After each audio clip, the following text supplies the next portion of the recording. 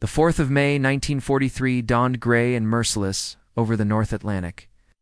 Yet something had fundamentally changed in the waters where wolf packs once feasted.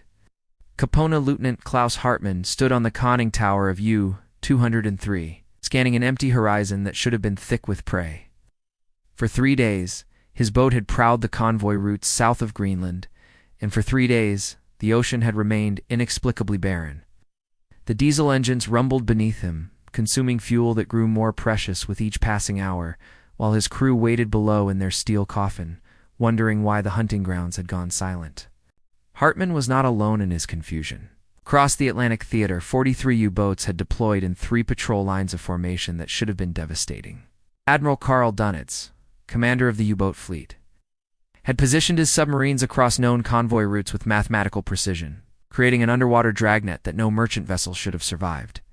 Yet convoy after convoy slipped past these steel sharks, as though guided by divine providence. The wolf pack tactics that had brought Britain to the edge of starvation were suddenly, inexplicably, failing. The statistics told a story that chilled every U-boat commander to his core. In the first 4 months of 1943, German submarines had sent nearly 200 Allied ships to the bottom. But in these opening days of May, something had shifted in the eternal calculus of hunter and hunted. British Admiralty records, later examined by naval historians, would reveal that Allied losses dropped catastrophically during this period while U-boat casualties soared to unprecedented levels. Hartmann studied his charts in the cramped command compartment, his weathered face illuminated by the red lighting that preserved night vision. His boat had been at sea for 28 days, and in that time, they had sunk exactly 1 freighter, a pitiful tally for a veteran crew. The younger officers whispered nervously during their off-watch hours, speaking of new Allied weapons, of radar that could see through fog and darkness, of aircraft that appeared without warning from empty skies. The older hands dismissed such talk as fantasy, yet even they could not explain why convoy outbound North 66 had passed within 10 kilometers of their position 2 nights ago, completely undetected despite perfect attack conditions. What Hartmann and his fellow commanders could not have known was that they were participants in what historians would later call the decisive turning point of the Battle of the Atlantic. The Allies had not simply improved their defenses, they had revolutionized them. Multiple technologies, tactics, and intelligence breakthroughs had converged simultaneously, creating a perfect storm of countermeasures that transformed the U-boat threat from existential crisis to manageable problem almost overnight. According to naval warfare analyses documented by the U.S. Naval Institute in their comprehensive studies of the Atlantic campaign, this period represented the most dramatic reversal of fortune in submarine warfare history. The Kriegsmarine had approximately 8 weeks to diagnose the problem before Dönitz would make the unprecedented decision to withdraw his boats from the North Atlantic entirely. 8 weeks to discover why their prey had become untouchable, why their hunters had become the hunted. For men like Hartmann, those 8 weeks would be measured not in days, but in mounting casualties, vanished comrades, and the growing certainty that something fundamental had changed in the mathematics of naval warfare and that Germany was on the wrong side of the equation. The 7th of May brought Hartmann his first genuine contact in 6 days, but it also brought something far more terrifying than an empty ocean. At 0300 hours, the hydrophone operator detected propeller signatures bearing 270 degrees, a convoy of at least 20 vessels, precisely where the operations room in Lorient had predicted. Hartmann ordered his boat to periscope depth, the crew moving to battle stations with the practiced efficiency of veterans who had survived 18 patrols. The U-203 rose silently through the dark waters, and for a moment, everything seemed like the old days when U-boats ruled the Atlantic. Then the sky exploded with light. A British Vickers Wellington bomber, equipped with the new Lee light, illuminated Hartmann's submarine as though God himself had torn away the curtain of night. The aircraft had approached with engines throttled back, using radar to track the U-boat's surfaced profile from beyond audible range. Before the lookouts could even shout a warning, depth charges were already tumbling from the bomber's belly. Hartmann screamed the dive order, but the Wellington's ordnance walked across the water with horrifying precision. The submarine shuddered as explosions hammered her pressure hull, gauges shattering, men thrown against bulkheads, lights flickering as electrical systems failed. The boat survived, but barely. 2 men died in the attack, Oberleutnant Xerxes Fischer and Mechanikermott. Schwartz, their bodies crushed when a frame buckled. The U-203 limped away at depth. Her commander, now understanding with crystalline clarity that something had fundamentally altered the rules of engagement. Aircraft could see in the dark. They could find submarines that should have been invisible. The night, which had always been the U-boat's ally, had become a death trap. Hartmann was not the only commander learning this bitter lesson. On the 9th of May, U-109, commanded by Captain Lieutenant Heinrich Bleichert, one of Germany's most decorated submarine, aces reported a similar attack. The historical records maintained by the German Naval Archives show that Bleichert's urgent radio transmission described aircraft appearing as if summoned by magic the moment his boat surfaced to recharge batteries. The veteran commander, who had sunk 25 Allied ships, found himself hunted by an enemy he could neither see nor understand. The Allied advantages extended far beyond airborne radar and searchlights. What the German commanders could not have known was that British intelligence had achieved what many historians consider the war's most crucial breakthrough. The codebreakers at Bletchley Park had cracked the naval Enigma cipher, giving Allied command centers the ability to read German naval communications almost as quickly as the intended recipients. Every patrol line position, every rendezvous point, every operational order from Dynetz's headquarters was compromised before the submarines could even reach their assigned positions. According to declassified documents from the British Admiralty Historical Section, convoy routing officers used this intelligence to steer merchant vessels around known U-boat concentrations with remarkable precision. The convoys that seemed to vanish before reaching German patrol lines had not disappeared. They had been rerouted based on decrypted German position reports. The wolf packs were hunting phantoms, chasing convoys that had been redirected hours or even days before the submarines arrived at their ambush points. On the 11th of May, Hartmann received orders to join Patrol Group Donau, 17 boats arrayed in a north-south line east of Newfoundland. The formation represented the largest concentration of U-boats deployed in a single operation since the previous autumn. Dönitz was gambling everything on one massive sweep, convinced that numerical superiority would overcome whatever new tactics the Allies had developed. But as Hartmann set course to join the formation, his damaged boat struggling through heavy seas, he felt no confidence in the operation. The ocean had become hostile in ways that transcended mere enemy action. The very elements seemed to have turned against the U-boat force, and no amount of courage or tactical brilliance could overcome an enemy that could see through darkness and read thoughts transmitted by radio. The 15th of May found corvette-encaping Peter Gerlach aboard U-456, experiencing firsthand the technological revolution that was destroying the U-boat arm. His boat had been fitted with the latest Metox radar detector, French-designed device that supposedly warned of approaching Allied radar signals. The equipment sat in a corner of the conning tower, its crude antenna resembling a wooden cross. The crew had nicknamed it the Biscay Cross. Gerlach had been assured by the technical officers in Lorient that this device would restore the submarine's advantage, providing early warning of patrolling aircraft. The Metox detector remained completely silent as a Royal Canadian Air Force Canso flying boat dropped from low cloud cover and released 8 depth charges in a textbook attack pattern. The U-boat crash-dived, but 3 of the charges detonated close enough to spring plates along the pressure hull. Seawater burst through a fractured seam in the forward torpedo room. And for 6 terrifying minutes, the crew fought to control the flooding while the boat plummeted toward crushed depth.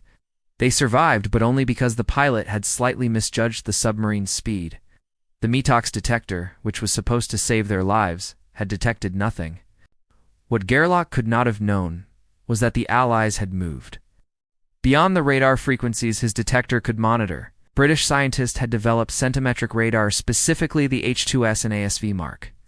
3 systems reporting on 10-centimeter wavelengths that the medics could not detect. According to technical intelligence reports compiled by the Allied Anti-Submarine Warfare Committee, these new radars could detect a surfaced U-boat at ranges exceeding 12 kilometers, even in rough seas.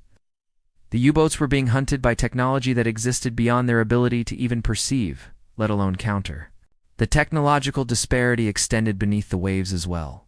Allied escort vessels now carried improved sonar systems and ahead-throwing weapons like the Hedgehog multiple spigot mortars that fired 24 bombs in an elliptical pattern ahead of the attacking ship. Like traditional depth charges, which were rolled off the stern and often disrupted the attacker's sonar contact, the Hedgehog allowed escorts to maintain continuous tracking while delivering ordnance. The weapon had been operational since 1942, but by May 1943, escort crews had refined their tactics to devastating effectiveness. On the 18th of May, U-125, under the command of Captain Lieutenant Ulrich Folkers, encountered convoy outbound North 77 south of Iceland. The historical account recorded in the British Admiralty's monthly anti-submarine reports describes what happened next with clinical precision. The British corvette HMS Sunflower detected Folkers' submerged boat at 1,500 meters range and immediately maneuvered for an ahead-throwing attack. The Hedgehog bombs rained down in a pattern that bracketed the U-boat perfectly. 2 bombs struck the pressure hull forward of the control room. U-125 imploded at a depth of 80 meters, killing all 47 men aboard in less than 3 seconds. The loss of Folkers, a veteran commander with 12 kills to his credit, sent shockwaves through the U-boat community. If aces like Folkers could be destroyed so completely, so quickly, then no one was safe. The psychological impact of these losses cannot be overstated. The U-boat service had always accepted heavy casualties as the price of warfare beneath the waves, but the May 1943 losses were different. The men were dying without even understanding how they were being killed, hunted by invisible forces that struck without warning from sky and sea. Admiral Dönitz, monitoring the catastrophic loss rates from his headquarters in Berlin, began to suspect that German communication security had been compromised, though he never imagined the full extent of the Enigma breach. On the 20th of May, he ordered a change in code procedures and authorized the deployment of additional U-boats to the Atlantic, hoping that sheer numbers might overwhelm whatever advantages the Allies had gained. But the orders he transmitted that day were read by British intelligence officers at Bletchley Park within hours, and Allied convoy routing officers adjusted their dispositions accordingly. The U-boats were rushing into positions that had already been marked, mapped, and avoided before they even arrived. The 23rd of May would be forever seared into the memory of Oberleutnant Xerxes Johann Mohr, first watch officer aboard U-538. His boat had been assigned to Patrol Group Moselle, operating southwest of Ireland in waters that had once been the most productive hunting grounds in the Atlantic. The crew had been at sea for 37 days without sinking a single ship, surviving on increasingly stale food and recycled air thick with the smell of diesel fuel, unwashed bodies, and fear. At 1400 hours, the hydrophone operator reported high-speed propeller sounds approaching from the northeast, the unmistakable signature of warship engines. The commander, Captain Lieutenant Hans Gunther Mannesmann, ordered the boat to deep running, a standard evasion tactic. But the pursuing British frigate HMS Erne possessed sophisticated sonar equipment and a well-trained crew that had already sunk to U-boats that month. The escort vessel held contact as U-538 twisted through a series of evasive maneuvers, each turn and depth change tracked with mechanical precision by the British operators. The depth charge attack, when it came, was unlike anything the German crew had experienced. The Erne's captain employed a tactic called creeping attack, approaching the submerged U-boat at slow speed to minimize propeller noise while maintaining sonar contact. At the optimal moment, the frigate released a pattern of 10 depth charges set to detonate at varying depths, creating a three-dimensional kill zone. According to the Erne's action report, preserved in the National Archives at Kew, the 4th and 5th charges bracketed the U-boat perfectly. The underwater explosions crushed U-538's stern section like a beer can, rupturing fuel tanks and flooding the engine room. 33 men died in the initial attack. The remaining crew, including Mohr, abandoned ship as the boat sank beneath them, only to face hours in the frigid Atlantic water before rescue. Mohr was one of 14 survivors pulled from the sea by the Erne, as he lay shivering on the British frigate's deck, wrapped in blankets and surrounded by enemy sailors who treated him with surprising compassion. He understood with absolute clarity that Germany had lost the Battle of the Atlantic. The technology gap had become unbridgeable, the tactical advantage insurmountable. The U-boat force was being systematically annihilated by an enemy that possessed capabilities the Kriegsmarine could not match. The statistics for May 1943 tell a story of unprecedented carnage. 43 U-boats were lost during that single month, more than 10% of the entire operational U-boat fleet destroyed in 31 days. The losses included many of Germany's most experienced commanders, men like Kapitänleutnant Ulrich Folkers, Kapitänleutnant Robert Geisse, and Korvettenkapitän Siegfried von Forsner, whose combined experience represented decades of submarine warfare expertise. As documented in historical analyses by naval warfare scholars, including those published by the Naval Historical Center, May 1943 marked the single bloodiest month for U-boats in the entire war. The human cost extended beyond mere numbers. Each submarine carried a crew of approximately 48 men, meaning over 2,000 German submariners died during that month alone. Sons, fathers, brothers, consumed by the cold Atlantic in steel coffins that imploded under pressure or filled with water in minutes. The survivors who made it home brought stories of invisible enemies, of aircraft that appeared from nowhere, of escorts that could track submerged boats through evasive maneuvers that should have broken contact. The stories spread through the U-boat bases at Lorient, Saint-Nazaire, and Brest, eroding morale faster than any Allied propaganda campaign could have achieved. On the 24th of May, Admiral Dönitz made the most difficult decision of his naval career. After reviewing the loss reports and recognizing that his U-boats were being destroyed faster than they could be replaced, he issued orders for a temporary withdrawal from the North Atlantic convoy routes. The directive, transmitted to all operational boats, represented an admission that the strategic situation had become untenable. The wolf packs that had nearly strangled Britain's maritime lifeline were being pulled back, conceding control of the Atlantic to Allied naval forces for the first time since 1940. Klaus Hartmann received the withdrawal order aboard U-203 on the 25th of May, while creeping southward at periscope depth after yet another inconclusive patrol. As he read the decoded message, his hands trembled slightly, not from fear, but from the bitter knowledge that everything they had fought for, everything they had sacrificed, had come to nothing. The technological and intelligence advantages the Allies had achieved had transformed the U-boat from the Kriegsmarine's most potent weapon into a steel coffin for Germany's bravest sailors. While U-boat commanders struggled to comprehend their sudden vulnerability, the truth behind Allied success remained one of the war's most closely guarded secrets.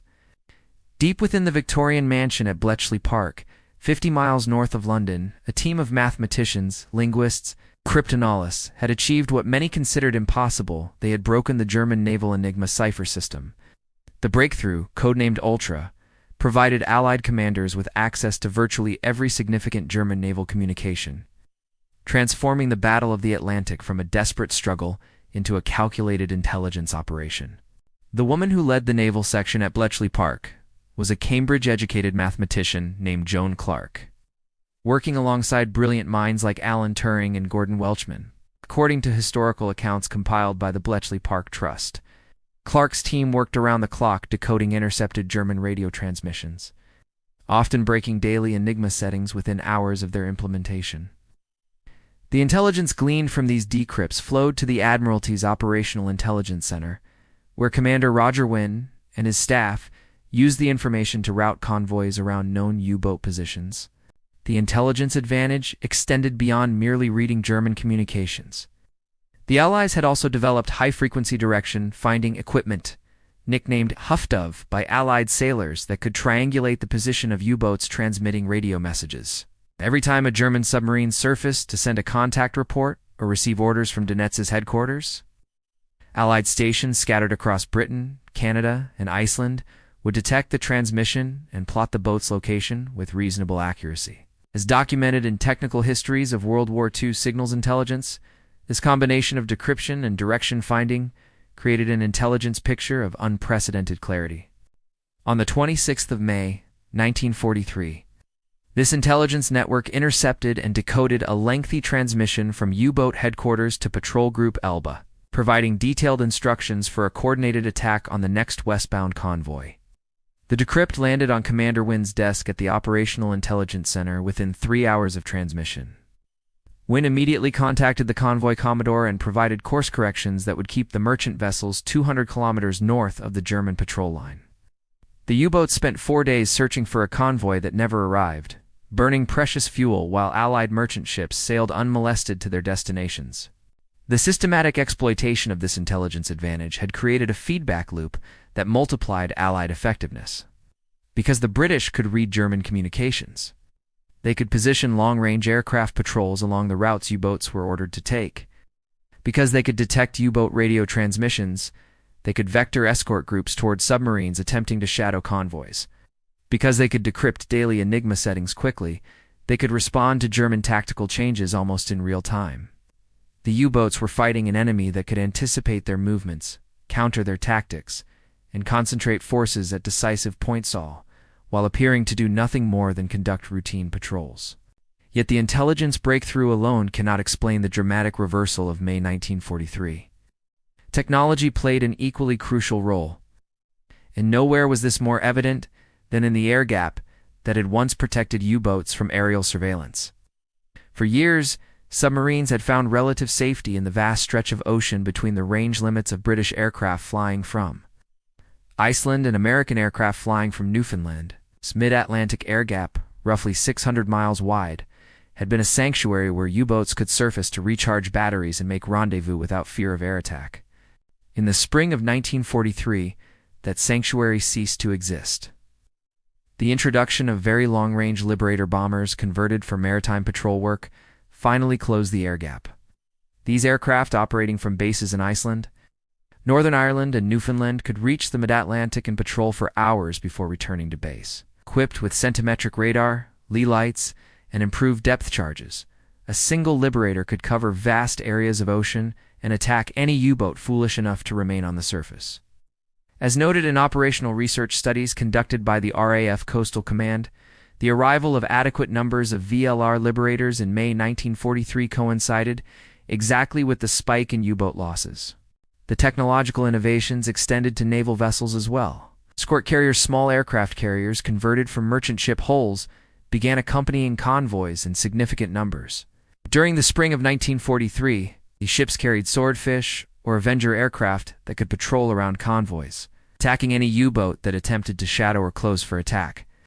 The combination of air cover and improved surface escort tactics created a defensive envelope that proved almost impenetrable to submarine attack. According to convoy records maintained by the Admiralty Trade Division, no slow convoy with air cover from an escort carrier lost a ship to U-boat attack during the entire month of May.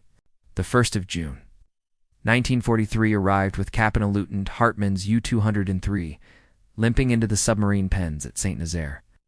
Her crew exhausted, her commander defeated.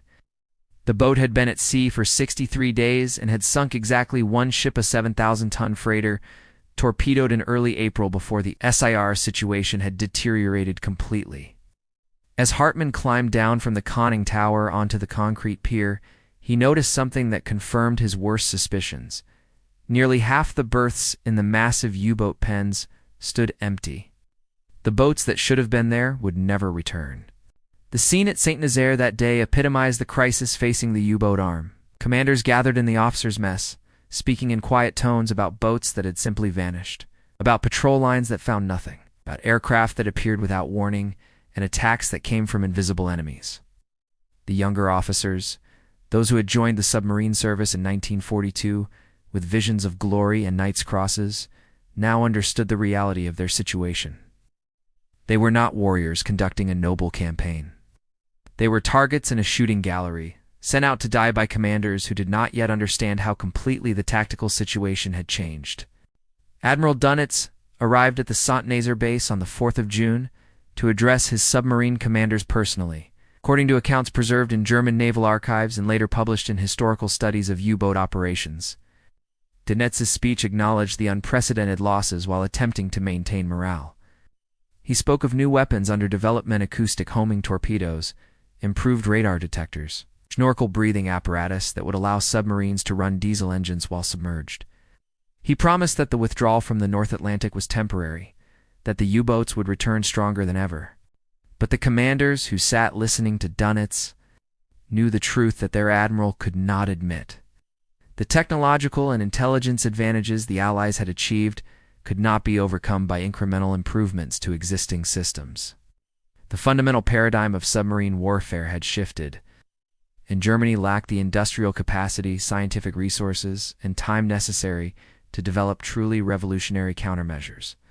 The U-boat force had been defeated not by superior courage or tactical brilliance, but by the inexorable mathematics of technological superiority and intelligence exploitation.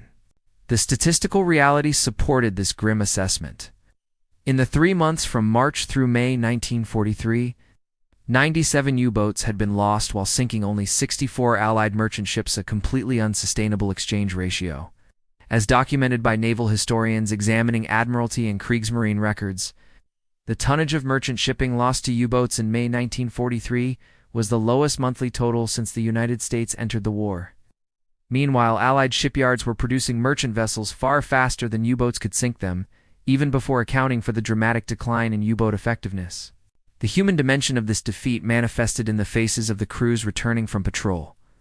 Men who had departed with confidence now returned hollow-eyed and traumatized, having witnessed friends die in attacks they never saw coming. The psychological strain of submarine warfare had always been intense, but May 1943 added a new dimension of terror. The knowledge that death could arrive without warning from enemies who seemed omniscient and omnipresent. Shore leave periods were marked by excessive drinking, fights, and psychological breakdowns as returning submariners tried to process experiences that exceeded their capacity to understand. On the 8th of June, Hartman sat in a cafe in St. Nazaire, drinking ersatz coffee and reading a 2-week-old newspaper that mentioned nothing about the catastrophe unfolding in the Atlantic. The German propaganda ministry continued to report imaginary victories and inflated sinking totals, maintaining the fiction that the U-boat arm was strangling Allied commerce. The civilian population knew nothing of the May losses. Nothing of the withdrawal from the North Atlantic, nothing of the technological and intelligence advantages that had turned the tide of the Atlantic battle decisively against Germany. Hartman watched young sailors walking past the cafe, new recruits fresh from training, not yet assigned to boats, still believing the propaganda about invincible U-boats and inevitable victory. He wondered how many would survive their first patrol, how many would experience the terror of depth charges detonating in the dark, how many would drown in flooded compartments or die in the crushing implosion of a pressure hull exceeding its depth limit. The U-boat service had become a death sentence disguised as military service, and every man who climbed aboard a submarine now faced odds that no rational person would accept.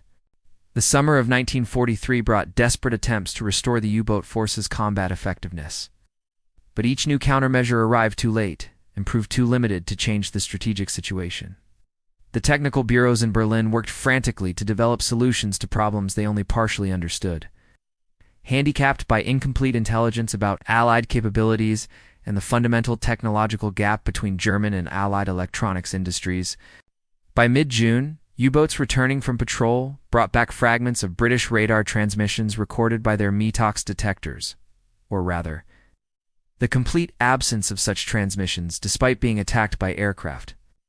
German engineers eventually concluded that the Allies had developed a new type of radar operating on wavelengths the METOX could not detect. This conclusion was correct, but developing an effective countermeasure proved far more difficult than identifying the problem. The Naxos radar detector, designed to detect centimetric radar, did not reach operational boats until September 1943, by which time thousands more submariners had died. The Schnorkel system, which would eventually allow U-boats to run submerged on diesel power, represented another promising technology that arrived too late. Dutch submarines had pioneered the concept before the Netherlands fell in 1940, but German engineers had dismissed it as unnecessary. Now, desperately seeking ways to reduce surface exposure time, the Kriegsmarine rushed Schnorkel development, but the complex engineering challenges meant operational systems would not reach frontline boats until mid-1944. According to technical assessments preserved in German naval archives, if the Schnorkel had been available in May 1943, U-boat losses might have been reduced by as much as 30%, but even that would not have changed the strategic outcome. The most significant technical development was the Zonkönig acoustic homing torpedo, designed to home on the propeller noise of escort vessels. The weapon promised to turn U-boats from hunted to hunter, forcing Allied escorts to choose between maintaining speed for sonar effectiveness or reducing speed to minimize the acoustic signature that the Zonkönig tracked.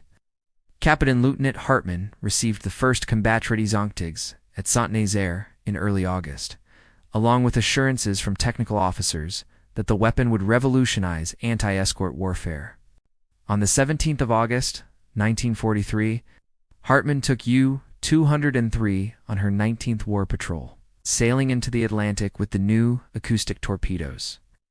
And a crew that had been rebuilt with replacements for men lost in the May disaster.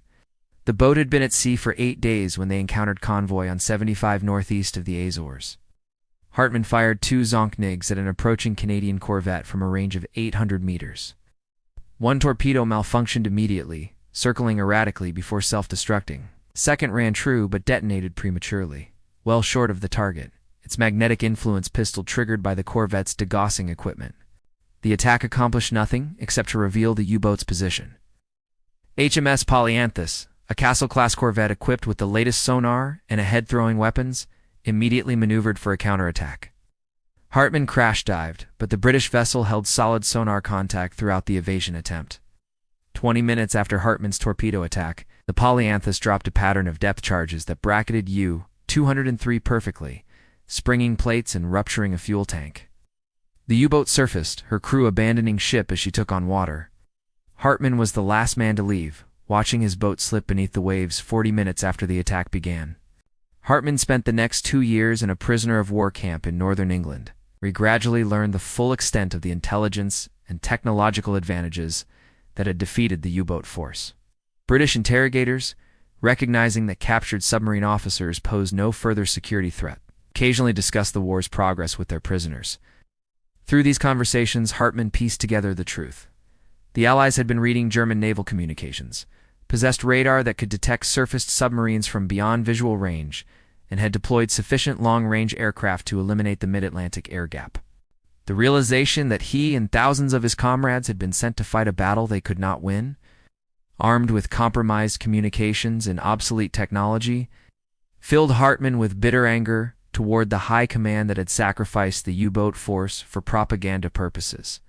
According to records of prisoner interrogations maintained at the National Archives, many captured U-boat officers expressed similar sentiments, not defeatism or disloyalty, but frustration that they had been asked to achieve impossible objectives with inadequate resources against an enemy whose capabilities far exceeded Kriegsmarine intelligence estimates.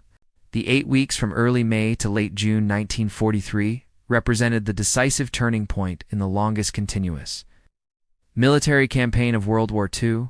The U-boat force entered this period as a strategic threat capable of potentially severing Britain's maritime lifeline. They emerged as a defeated force, withdrawn from their primary operational area, having sustained casualties that destroyed their combat effectiveness. The reasons for this dramatic reversal had been methodically discovered by German commanders over those terrible weeks. Though understanding came too late to alter the outcome,